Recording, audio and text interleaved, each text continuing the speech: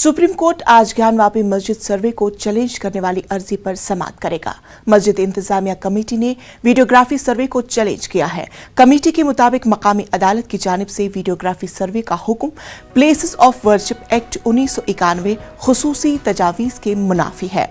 इस कानून के रूह से बाबरी मस्जिद, राम जन्मभूमि, अयोध्या को छोड़कर सभी इबादत गाहें 15 अगस्त 1947 में जिस तरह थी उन्हें उसी हालत में कायम रखा जाएगा।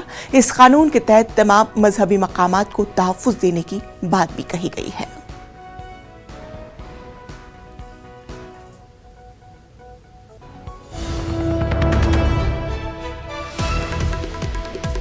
इस वक्त की बड़ी खबर आपको बता दें कि इसकी समाअत के दौरान सुप्रीम कोर्ट ने कहा हिंदू सेना का मामला फरीक बनाने की अपील। हिंदू सेना सुप्रीम कोर्ट से रुजू।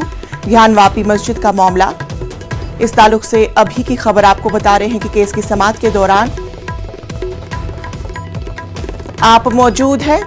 हिंदू सेना को मामले का फरीक बनाने की अपील। हिंदू सेना सुप्रीम कोर्ट से रुजू करे। ज्ञानवापी मस्जिद मामले के ताल्लुक से इस वक्त की बड़ी खबर आपको बता दें कि केस की समाअत के दौरान आप मौजूद रहे। सुप्रीम कोर्ट का इस तरह से बयान आया है। हिंदू सेना को मामले का फरीक बनाने की अपील की गई है।